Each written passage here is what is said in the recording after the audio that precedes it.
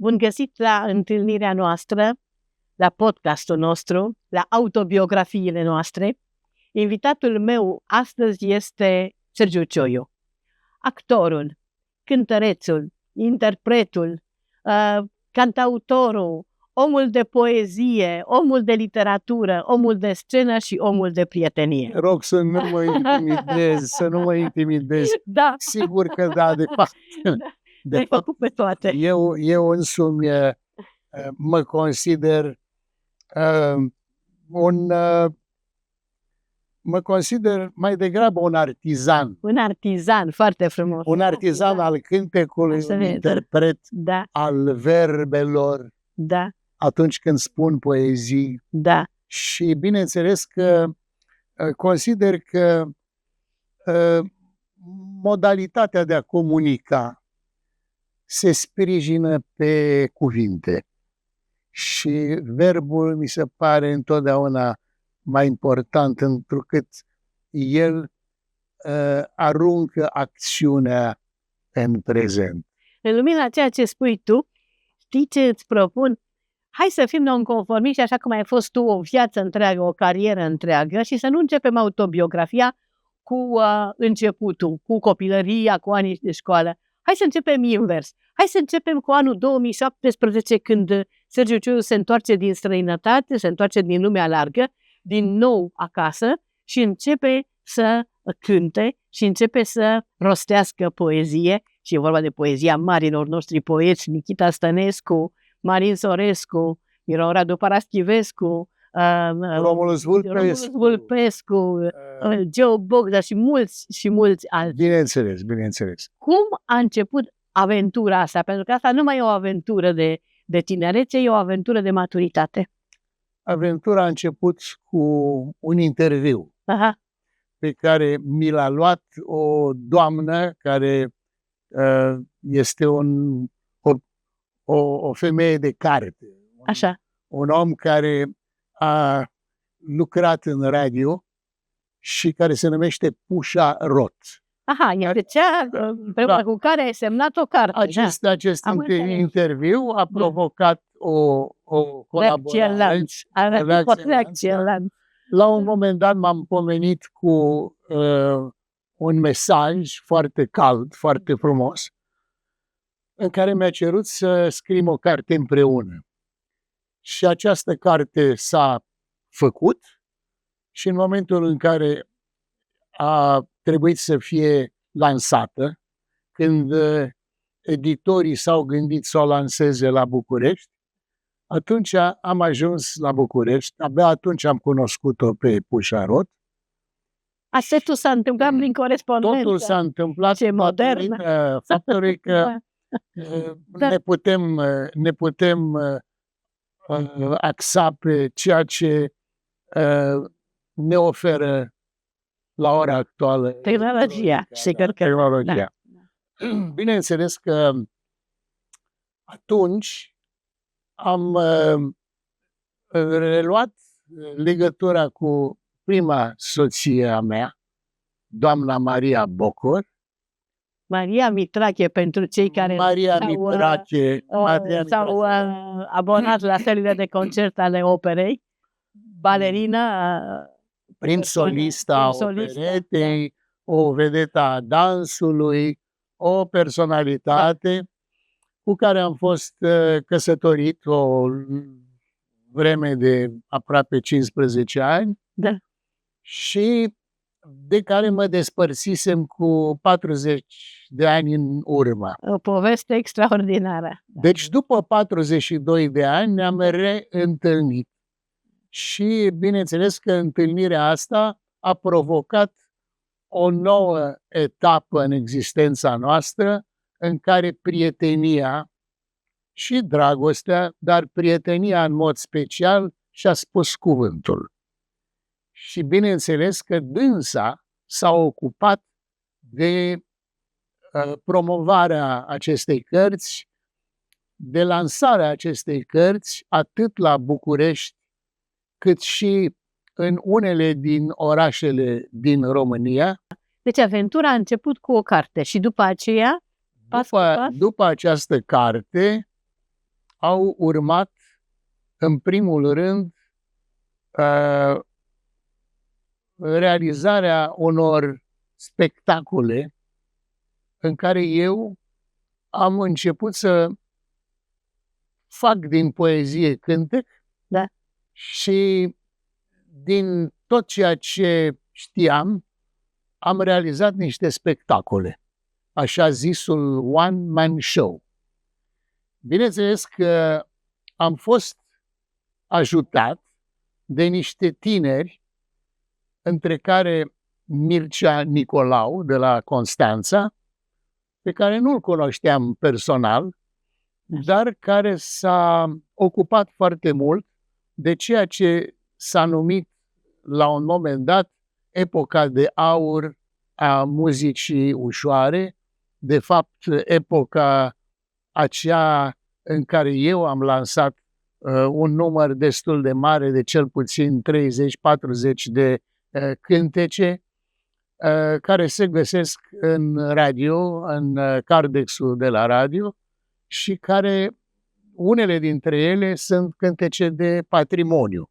Sigur că cele care le-am cântat în primul rând au fost cântecele al cărui autor este Alexandru Mandi. Între voi a fost o legătură fuzională, ceva remarcat de toată lumea. E adevărat. A fost inspirație unul pentru celălalt, zic eu. A fost, într-adevăr, un moment în care ne-am bucurat și de prietenie, și de creație, și de bucuria de a aduce pe scenele din România, la radio în mod special, la televiziune, cântece care aveau o poveste.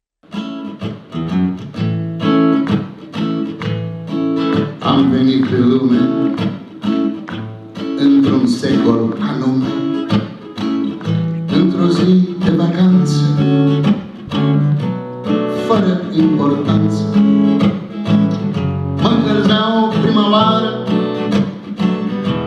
doi ochi de căprioară, sânul fraged al mamei și căldura în frame. Primul strigăt curat peste lume aruncat. Venise, dacă nu greșesc, venise, vremea să trăiesc. La la la la la, la la la la la, la la la la la, la la la la. Mi-amintesc de o casă ca din basme culeasă, ferestre de soare fără asemănare, și cu bănci și caiete, cu fluturi de fete, când scriam printre rânduri primăvere, gânduri și crâmpeiul de cer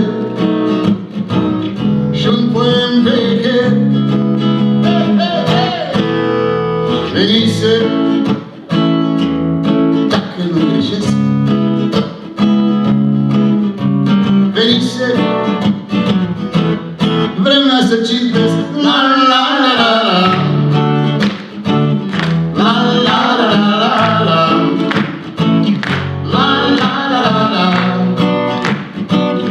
la la la la. S-a întâmplat și pace, știe viața ce face, un sărut să mă îmbete, gura unei fete, limpezit în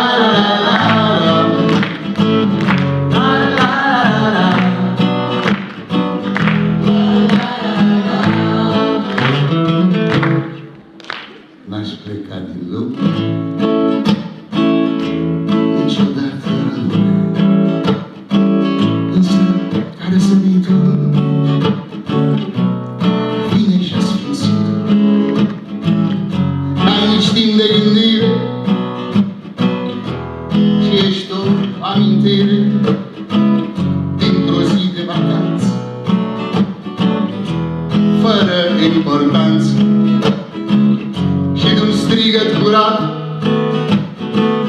peste lume aruncat. Hey! Dacă nu greșesc, Elise, Elise, Elise.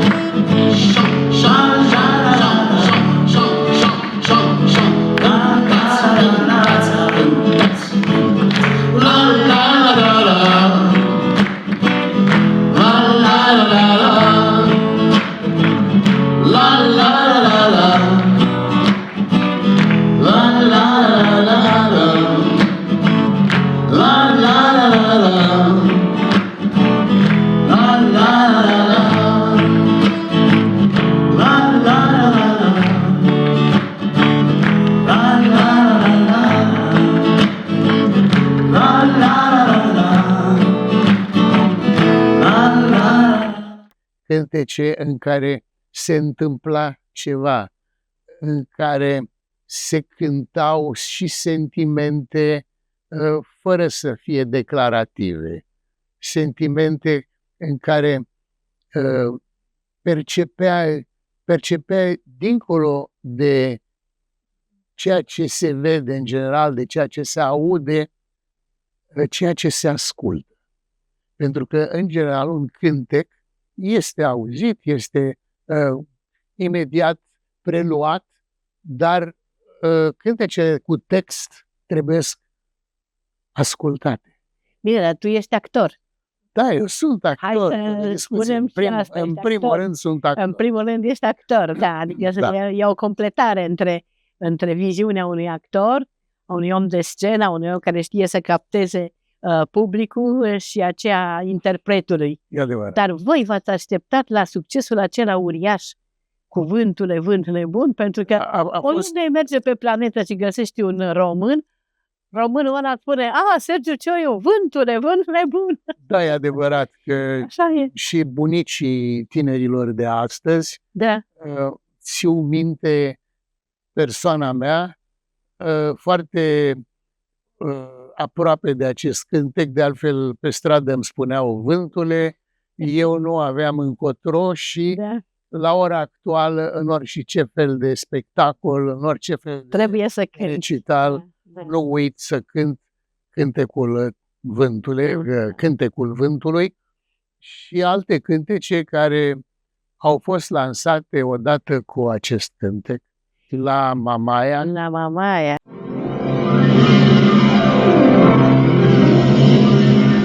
Vântule, vânt nebun, stai și ascultă ce-ți spun. Lin zaștern mângâierea pe arșița curilor,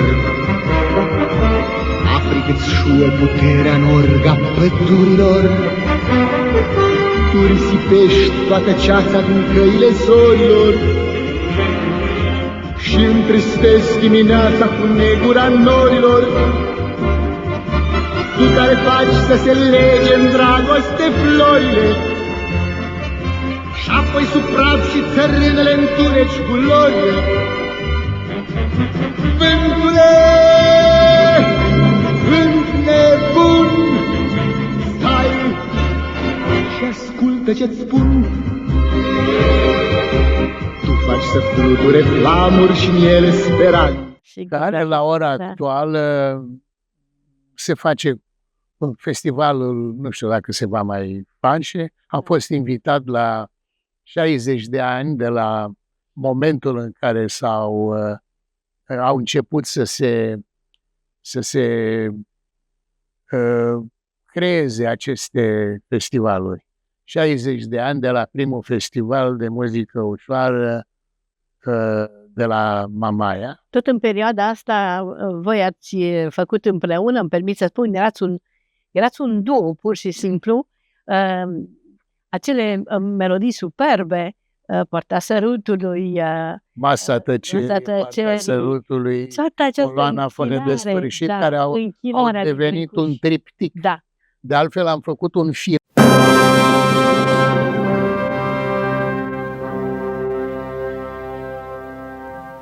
Soarele apune și povestea spune că de mult se știe, fulger și mânie, s-a pornit furtuna și a smuls cununa unui munte mare de ajungea la soare.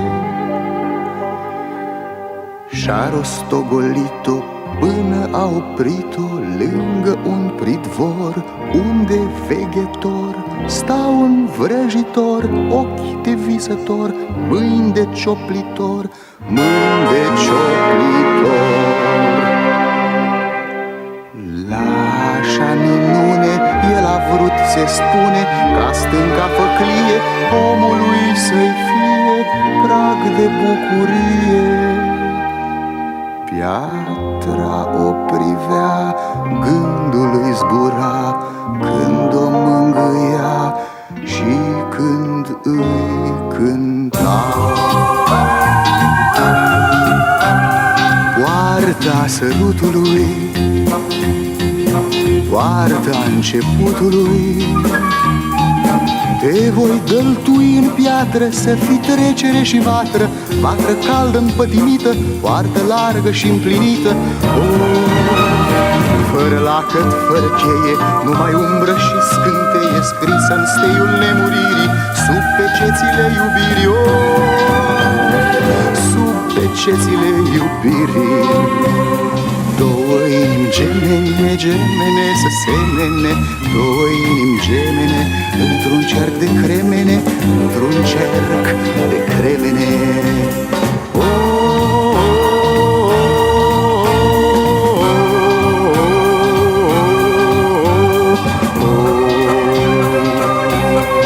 Scuze-mă, cum era Alexandru Mandi?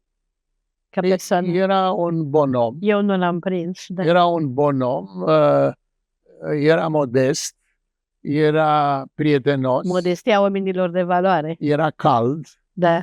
De altfel, ne-am cunoscut la maniera la care eu am apărut la televiziune, Da. într-un spectacol de divertisment făcut de Valeriu Lazarov, un regizor foarte celebru Valeriu Lazarov în toată lumea. Da. Și cântecul pe care l-am cântat era un cântec în limba franceză de Charles Aznavour, intitulat Je t'attends. Cântecul se cântă și acum în diferite interpretări, iar Mandi, ascultând acest cântec și văzându-mă la televizor, a reținut numele și s-a uitat în cartea de telefon, l-a găsit pe tata și l-a întrebat dacă cumva suntem rude. Tata a spus, e fiul meu, vă dau numărul lui de telefon. La vremea respectivă eram cu Maria, Da. Maria Mitrache, bineînțeles că am răspuns foarte rapid și Mandi m-a invitat să-mi arate niște cântece. Firește, la vârsta aceea țineam foarte mult să-mi lărgesc repertoriul și am alergat să-l cunosc pe Alexandru Mandi, care m-a primit cu drag așa și cu bonomia lui și cu un fel de un individ din ăsta pe care nu-ți vine să crezi că îl cunoști pentru că îl vezi pentru prima oară. Ai impresia că l-ai mai văzut, ai impresia că îl știi de mult. Și primul lucru care mi l-a spus, m-a rugat să nu îi spun domnul Mandi, să-i spun Mandi. Că Mandi a spus mama, că Mandi este pseudonimul sub care își lansează cântece și sub acest nume dorește să ne împrietenim și așa mai departe. Avea o structură poetică deosebită. El, de fapt, era și poet, după părerea mea. Eu, de fapt, erau poezie. spun întotdeauna poetul muzician, Foarte frumos. poetul compozitor Alexandru Mandi. Da.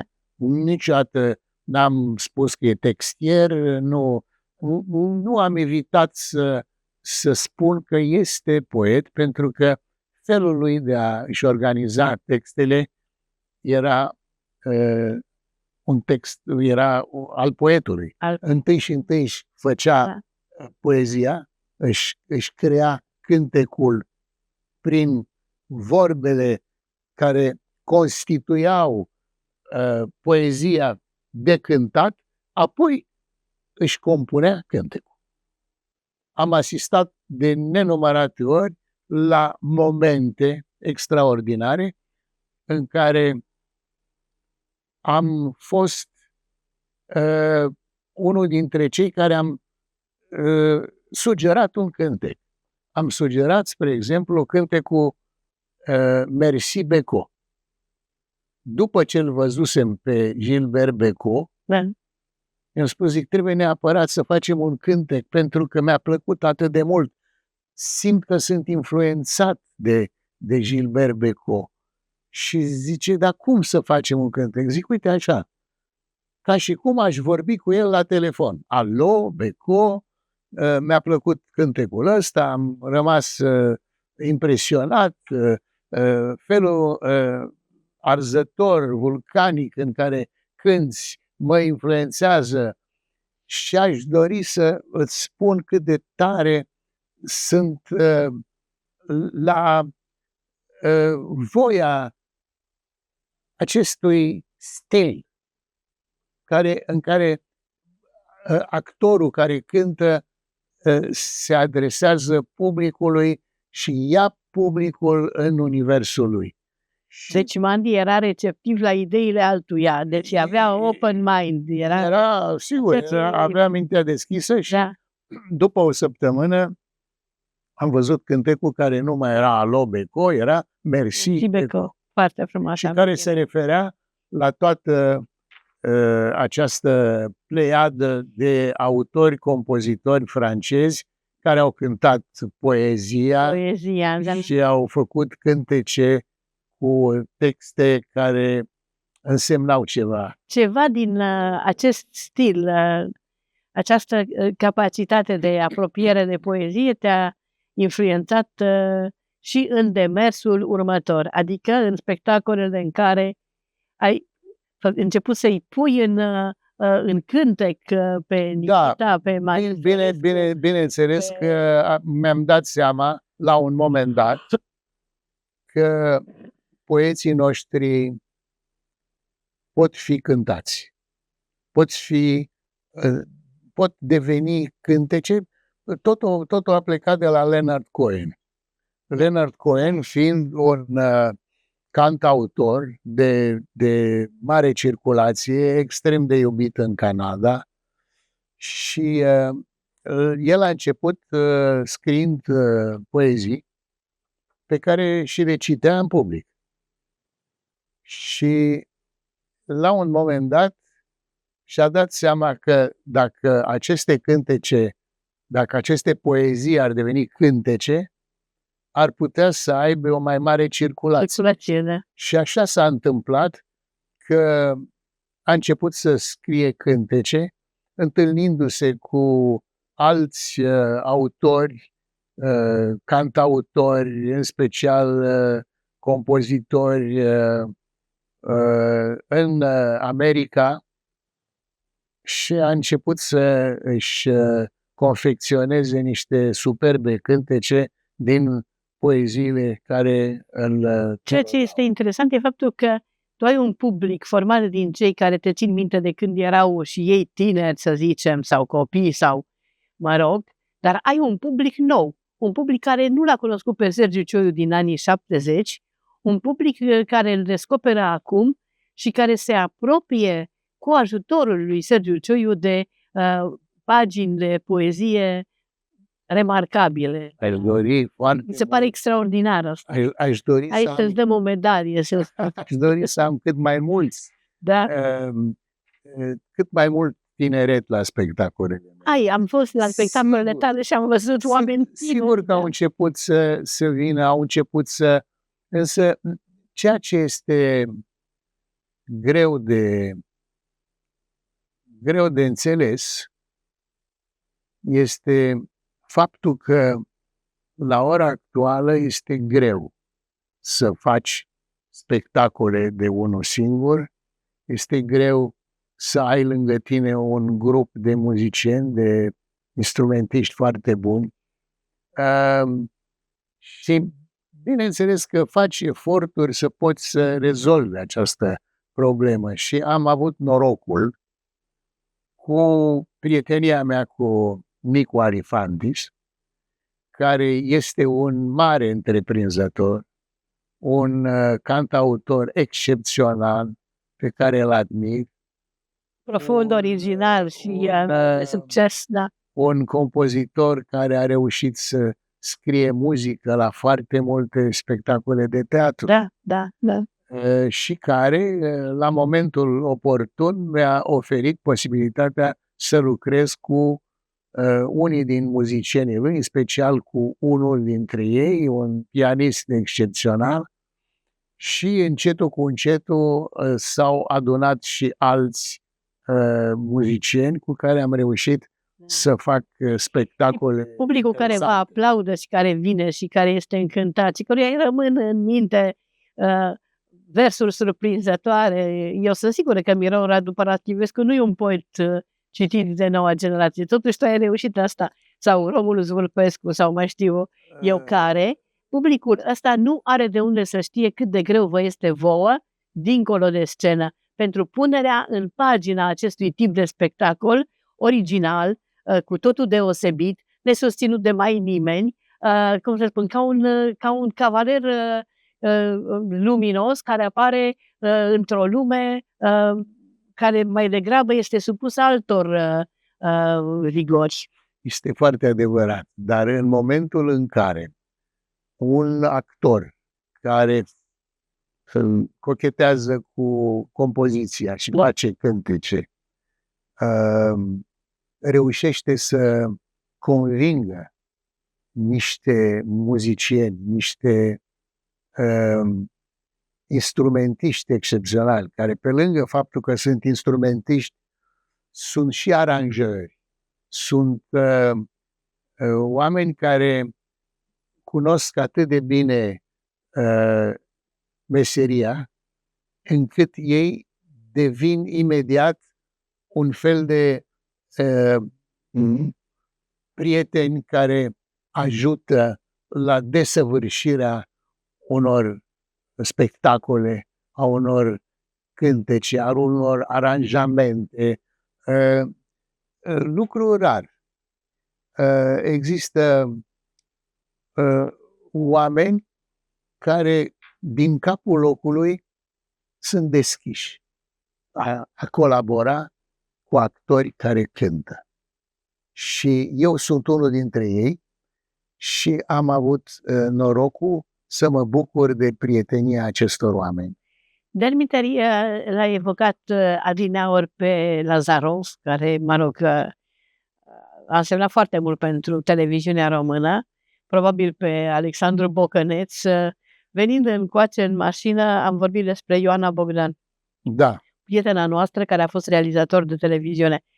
Ai reușit să-ți păstrezi prietenii cu oameni deosebiți și ideea asta de dialog. Da. Noi aici avem o asociație pentru dialog. Ideea asta de dialog și de împrietenire între oameni, de comunicare, de deschidere, de toleranță, de, cum să zic, acest umanism care nu e unul declarativ, ci este unul subtil și chiar de esență, este ceea ce a dominat ieșirea ta în lumea artistică. deosebită, o autobiografie ieșită din comun, tocmai dat fiind faptul că s-a întâmplat într-o tinerețe unde aveai un succes extraordinar. Sergiu, de ce ai plecat din România? Făcusem un spectacol de televiziune absolut excepțional. N-aș putea să spun că era insidios, că avea șocările extraordinare, dar bineînțeles că nu era un spectacol obișnuit. Deci că la respectiva perioadă de vreme Nu răspundea. Cei care tăiau ce nu le convenea n-au dorit să pună în aer acest spectacol.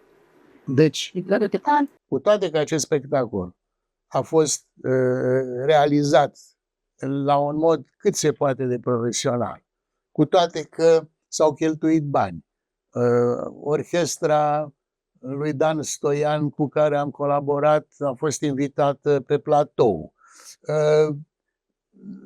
S-a cerut cel mai grozav car, care putea să fie chiar și color, dar a preferat Brădeanu să-l facă alb-negru. Da, e foarte disprins. Țiu minte că așteptam cu sufletul la gură să văd spectacolul. Așa. Și s-a amânat de pe o zi pe alta, de pe o săptămână pe alta. Până la urmă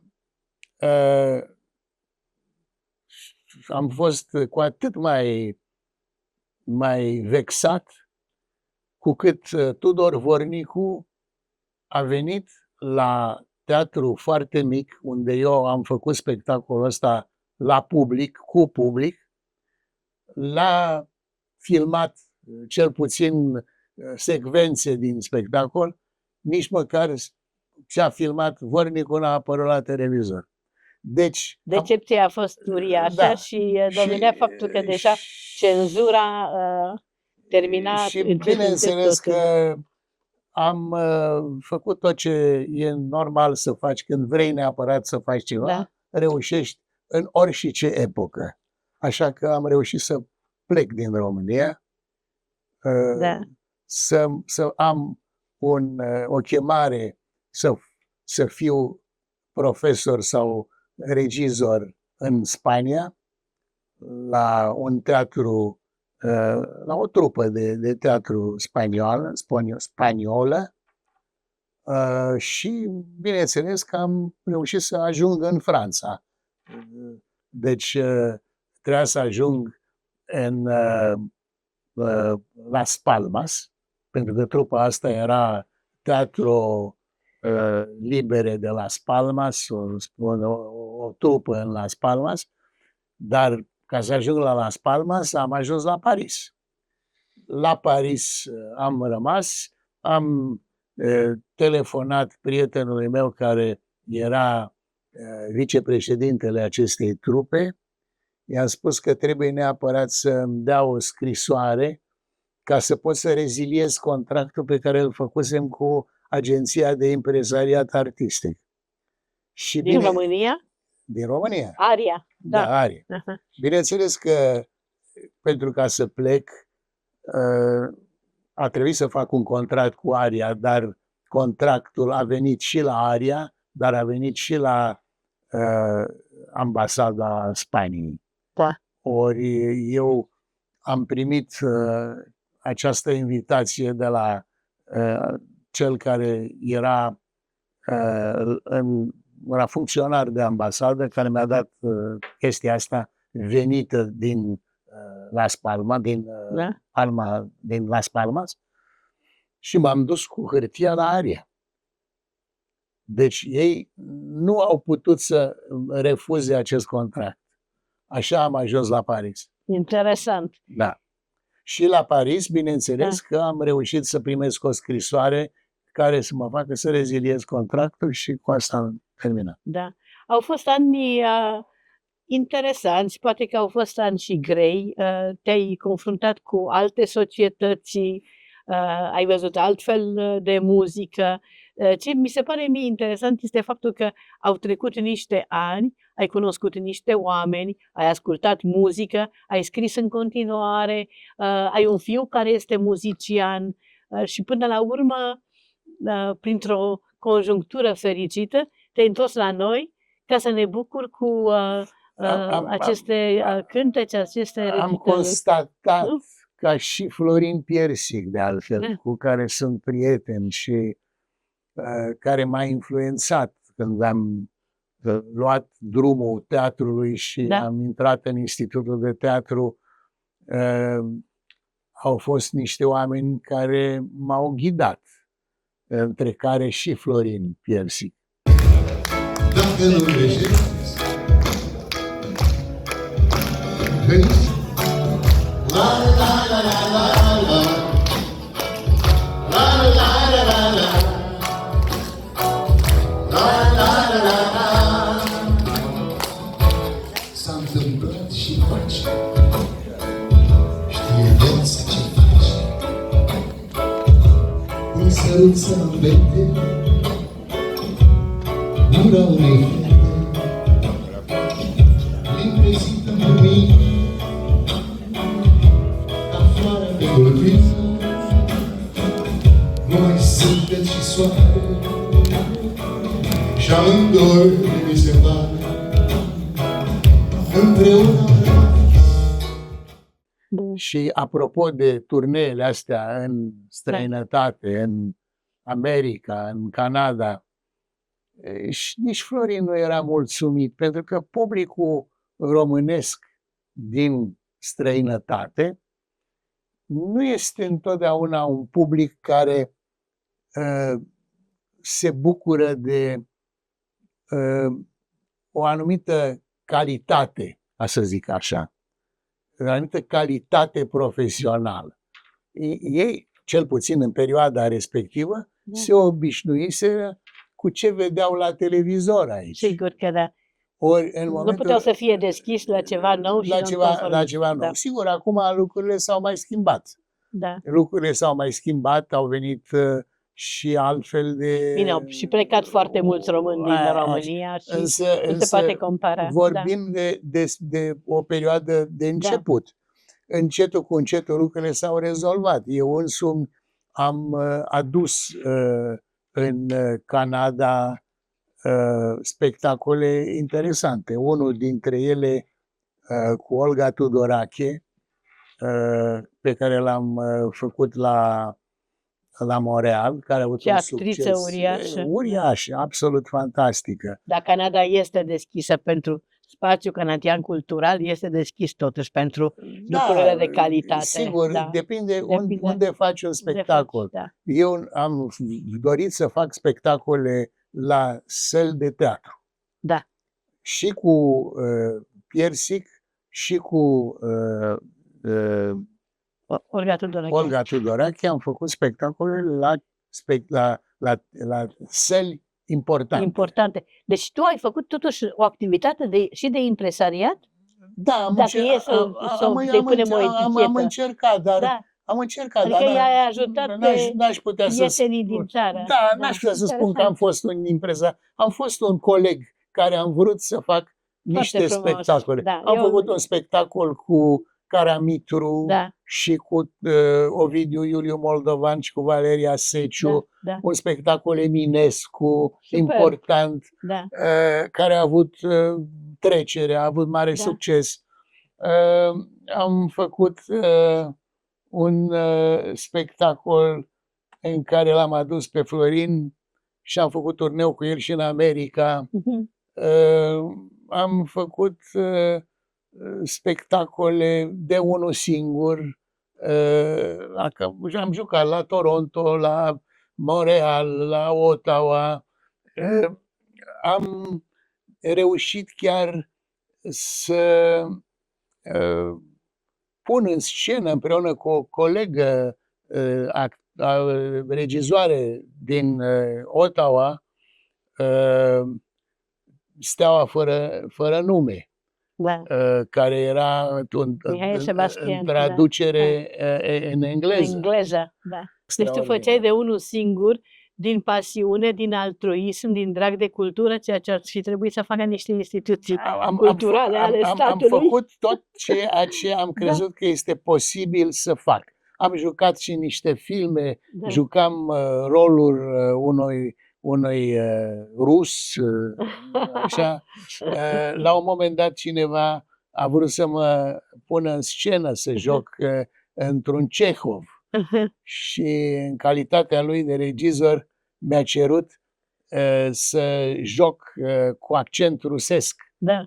Zic, domnule, zic, nu se poate să joci cu accent rusesc. Zic, este o piesă de Cehov tradusă în limba franceză, se joacă normal, cum zic, altele sunt bornele pe care le folosești Ca să-l simți pe Cehov. ca să-l simți pe Cehov, exact, nu accentul Da, rusesc. da. Și în sfârșit au fost multe lucruri care m-au făcut să mă bucur totuși de ceea ce se cheamă prezența mea actoricească la Ottawa, în Canada, în Quebec și acolo unde am putut să vehiculez ca profesor la facultatea de teatru de la Ottawa University, care are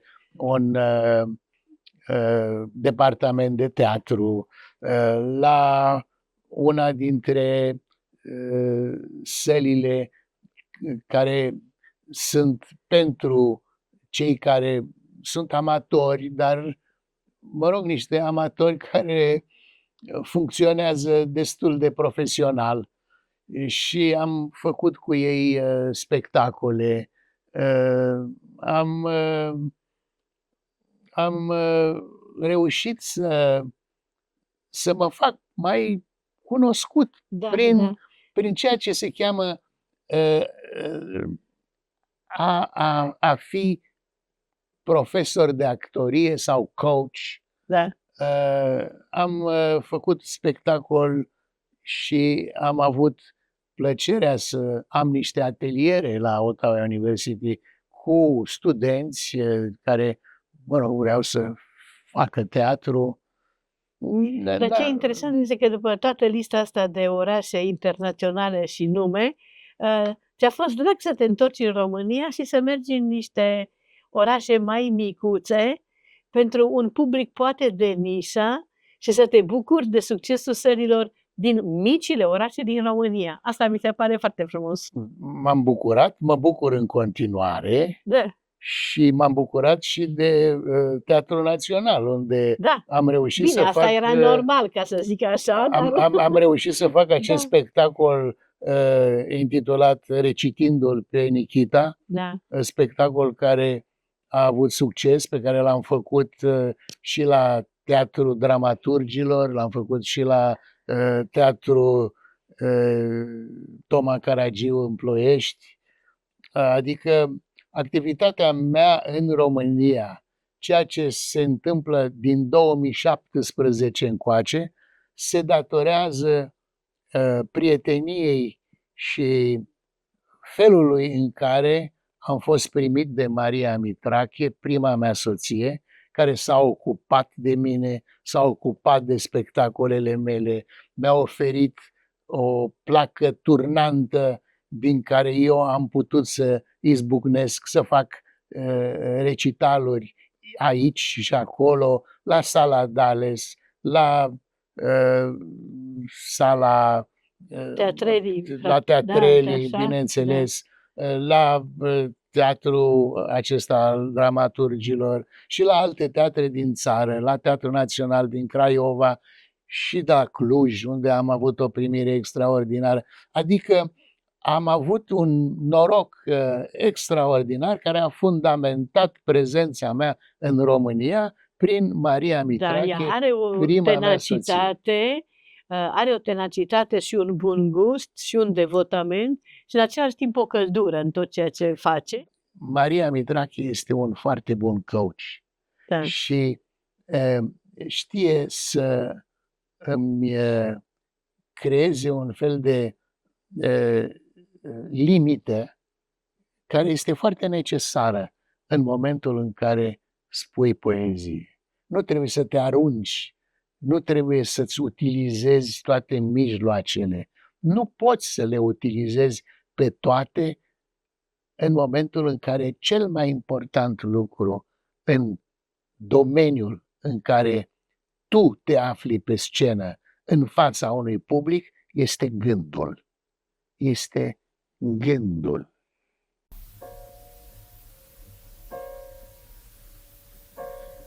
Și în urmă au lăsat